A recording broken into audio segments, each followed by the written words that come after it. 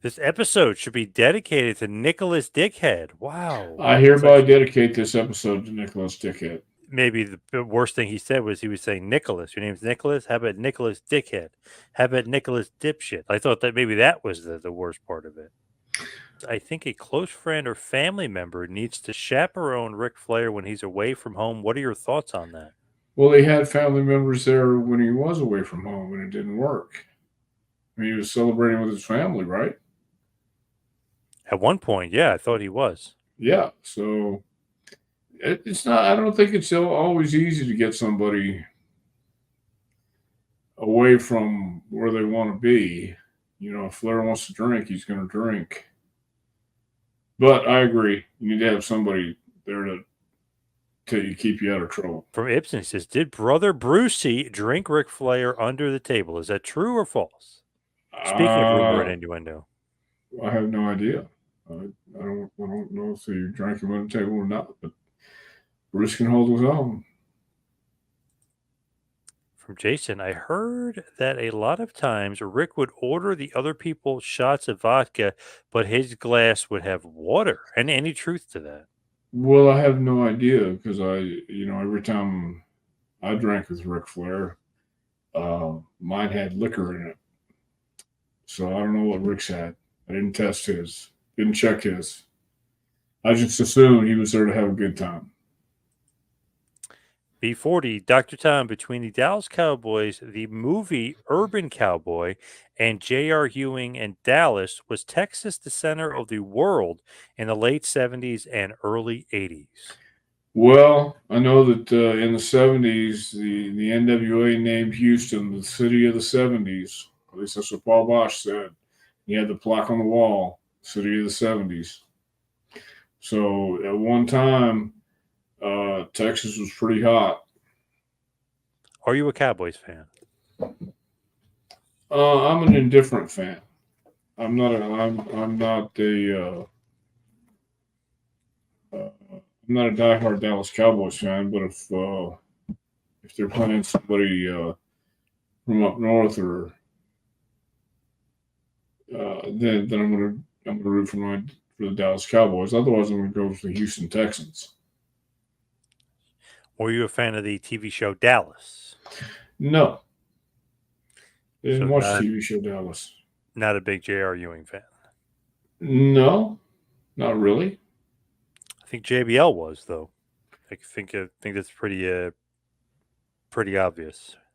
Well, yeah, but JBL was that big old Texan fella. Yes. Barbara says, please ask Dr. Tom if Ric Flair we see on TV is the person he really is. Does he really live his gimmick? Thank you. Yes, he does. I think anybody who's ever met Rick will know he lives his gimmick. He's very polite and very nice. And then when he gets in the party mode, he becomes Rick. Dancing, woo, all night long. He does dance all night long. Did Ric Flair ever go to the USWA back in their heyday? I believe he did. I believe he made some appearances at Channel 5 and wrestled Lawler. And I don't know if he ever worked at Dundee, but I know he worked at Lawler. I don't think USWA, but CWA, Memphis, yes. Oh, maybe it was CWA. Yeah, Yeah, I don't know. When you say USWA, I think of Memphis. yeah, yep. From Craig Seaback, Flair was fat in Vern Gagne's movie The Wrestler. The movie is on YouTube. Check it out. Yeah, Rick had weight problems, but Did he, you huh? did you happen to see the Ric Flair versus Dusty Rhodes Rivals that was just on A&E? Did you happen to watch that documentary? I did not. Oh, it's pretty good. Maybe Yeah, not 100%. You know, WWE skips over stuff and they kind of ignore some stuff. So some of the stuff was like a little bit wonky just because they don't really follow the timeline exactly. They kind of just, and it could be edited too. It could be just edited oddly, but they didn't follow the timeline exactly. But they were mentioning that Flair was such a Dusty fan early in his career when he was fat that he basically was rambling Ricky Rhodes. You wanted to be the next Dusty Rhodes. right. Well, I heard that. I think everybody heard that or knows anything about Ric Flair. Yeah, Yeah. kind of one of those crazy things that Is that imagine. Vern Gaines? Vern Gons. Vern Okay. Gons, but I think he means Okay. Vern Gagne. Okay. Just checking. Gagne, Vern Gagne. All right. Cool. Pretty good though. Pretty good for WWE as far as that show. X Pac had a lot of stuff because he lived in the Florida area, so he had a lot of good stuff from being a fan and seeing Dusty. Good. Modern day cowboy. Where's the best slice of pizza in your local area, Dr. Tom? Wow. I'm trying to think. Charlie's Pizza in La Follette. That's right by the school. It's Charlie's What, Pizza in La Follette, Tennessee. what makes it so great? It has that good greasy New York pizza taste to it. Nice. You need that. Big slices. You need that. Yeah, grease dripping down your chin. Barbara says, is the excellent cardiovascular shape Rick is in the main reason he's still alive today? I think he's still alive because he hasn't died yet. I think he's still alive because he's lucky. He was always in great shape. I know he blew you up a few times when you guys were training, so I know he was in great shape. Better shape than a lot of. Now, how do you know he blew me up a couple times? I think you've mentioned that before. Well, I've worked out with Flair. I don't know that he blew me up. I mean, I had a pretty good workout with him. But all these rumors and innuendos are I'm starting to fact check. Oh, damn. Just so you know, I'm not letting them go by. It's like when you see those people online, you have those fact checkers.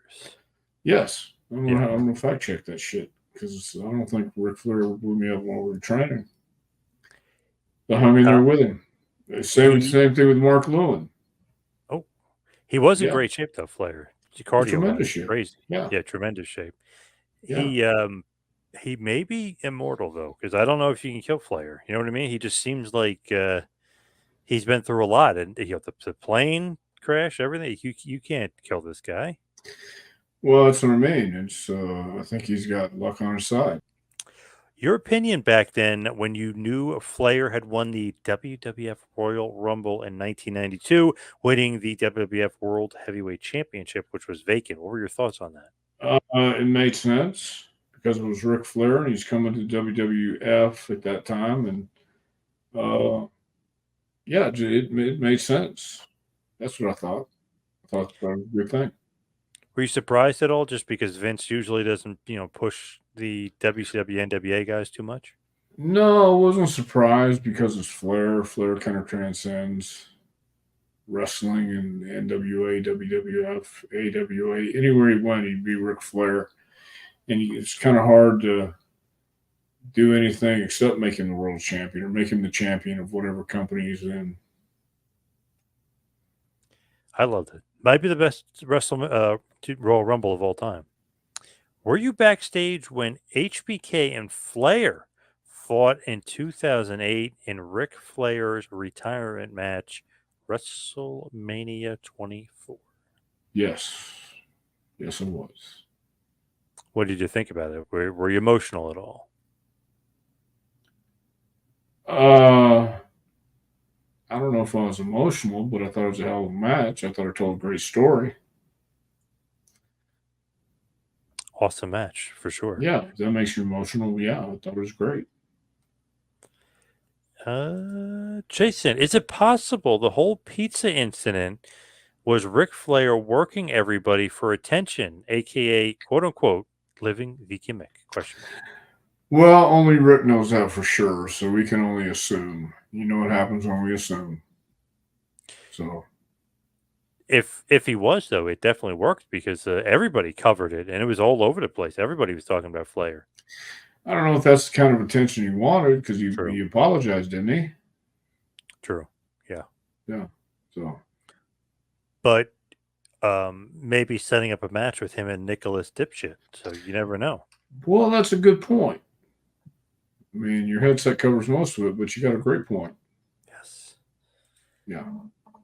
Boring Banana with a cat picture of a cat wearing sunglasses says Flair needs to go to AA ASAP.